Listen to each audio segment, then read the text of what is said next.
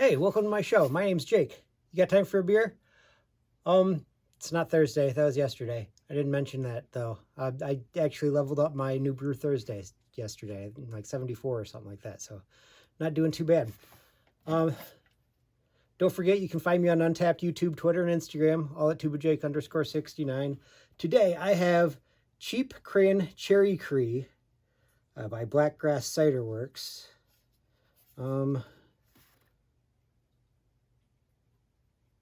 Produced and packaged by Griffin Club Brewing Company, Birmingham, Michigan. So down near Detroit. It looks really cool. The can's kind of sweet. I like it a lot. Which is what drew my notice. So I decided to take a look, and I'm going to be drinking this today. 2, 1. See Instagram. All right. So now that they're gone, we can get down to it.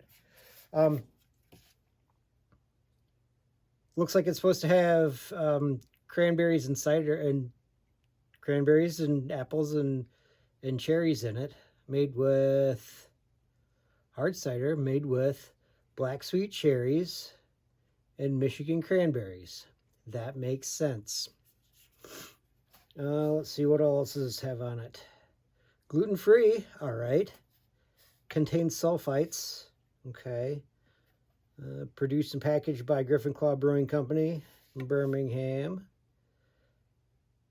It says down at the bottom here, hit the trail, get out quick. 5.5% alcohol by volume. Lots of black cherries. It's kind of cool. Some cranberries on there too. Those look a lot more like blueberries to me, but maybe it's just because I'm from Michigan and I've seen a lot more blueberries than cranberries. So I'm going to guess that it's going to taste a little bit like apples, but probably a lot more like cranberries and cherries. Hopefully it tastes a lot more like cherries, because I do like a cherry mead. Or, well, yeah, cherry mead, but the cherry cider is pretty good too.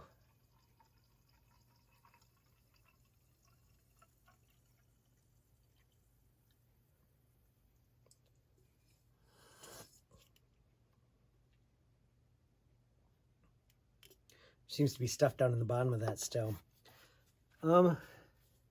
It's darker, cloudier than what I thought it was going to be, which is fine. That little taste was pretty good. It does taste a lot like cherries. So cranberries and cherries is what it's supposed to taste like. A little bit of apple, probably mostly apple, and then a little bit of cranberries and cherries. Let's find what this is. Find out what this is all about.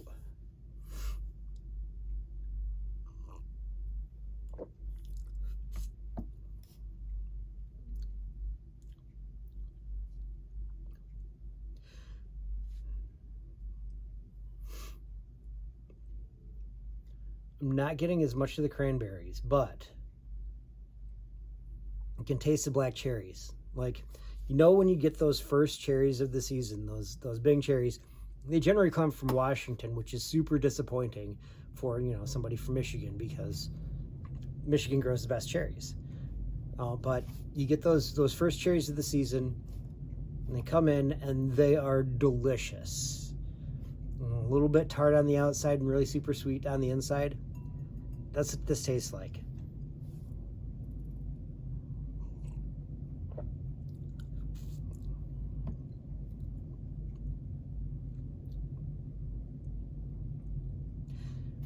And apples. There's apples in there too. The apples are more tart than what you'd be used to generally, I would guess. I think you're supposed to be getting tannins from the cranberry, maybe a little bit more tart from the cranberry. There's a little bit of tart at the end that would make sense that it's from cranberry as opposed to anything else, but not a lot of cranberry in this, I'm gonna say. But I could be wrong, but that's what I'm gonna guess that is. What does this remind me of? Moscato? I mean, but really good Moscato. Like a sweet red wine. A sweet red cherry wine. That's a terrible way to describe this. If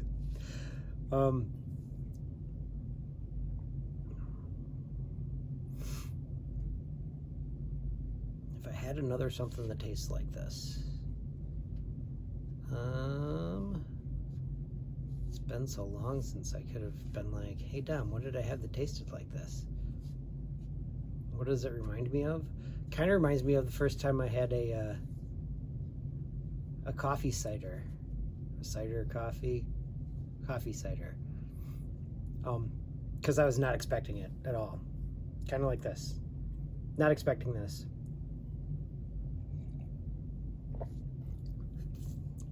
But like the coffee cider tasted a lot like coffee, but also a lot like cider.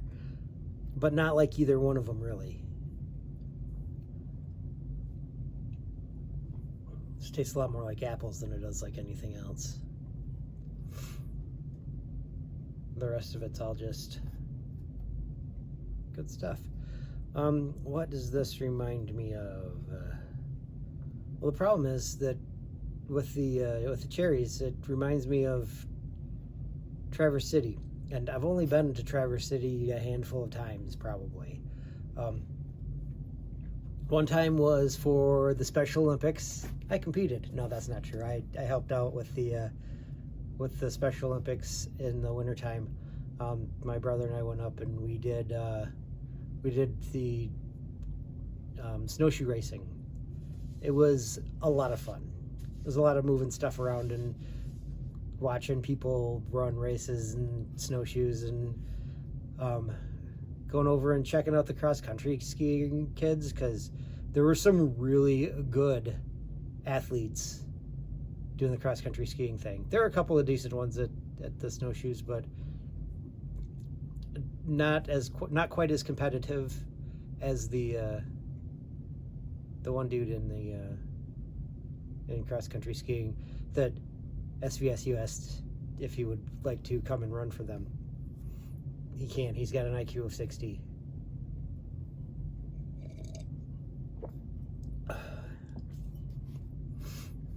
The other time I went to Traverse City, I went to a friend's wedding. It was a blast. He made a huge mistake when he put all of the tuba players together at tables. At one table, actually, because we were super rowdy. And the biggest problem was they decided that we should go last, not realizing that if they would have placated us with food, we would have been a lot less rowdy than we were. Because they came around like the whole thing, and then they went back to where it should have been last, and they came back the other way. We were last. We were last people to get served food. It was not very cool. But we were also super rowdy while that was going on, so it was their own fault, because they should have thought that through.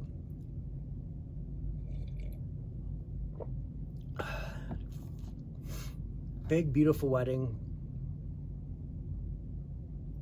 Those people are not married anymore, but it was a blast. I think I might have actually had more fun at Dave's second wedding than at his first wedding. Maybe not, I don't know. Dave's second wedding was a lot more fun. He was a lot more happy at the end of it, so that was good. I mean, I think he was happy at the end of the first one, but it's tough to say for sure.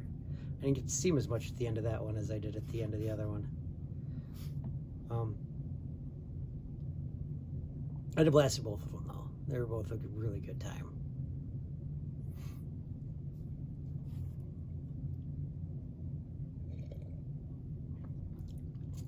I did definitely go skinny dipping at Dave's house after that first wedding. Not after the second one, because that would have been a heck of a drive to go from Clare to... I think we were in Clare. Yeah, to go from Clare to Traverse City. That would have been a really big drive to do that. Just to go skinny dipping in the middle of the day, because his second wedding reception got done in the middle of the day, which It was fine and interesting and kind of fun, actually. Yeah.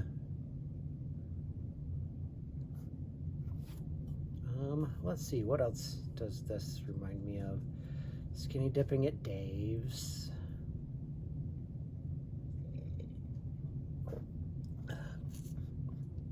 You know, I suppose I did go up there one time for a New Year's party. That was a pretty good time too. A post midnight walk in the freezing cold with a few people. What else do I remember? Mixing drinks for people that weren't supposed to be drinking. Definitely a thing that I did.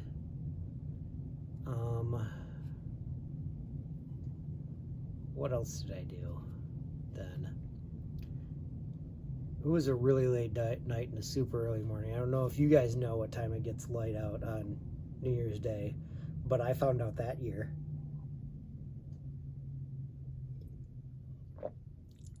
I do remember I didn't make it home for the kickoff of the Rose Bowl because I slept through most of it, and my brother was there. I don't know how much of it he remembers, but yeah, it was a good time. Oh, there's a lot of sediment in this. I thought I saw something like that.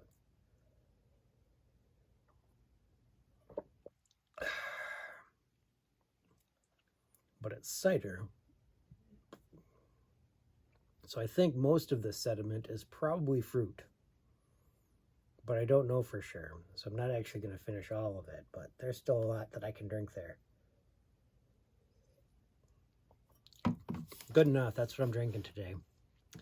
That was fun telling the story. You can tell me your stories in comments. Wherever. Untapped, YouTube, Twitter, Instagram. It's all at tubajake_69. Check it out. It's all going to be a lot of the same stuff because this is what I do. Pretty much all the time, this is about it on my stuff. I got a quote for you. This one is from Teddy Roosevelt. Apparently, he likes things the hard way.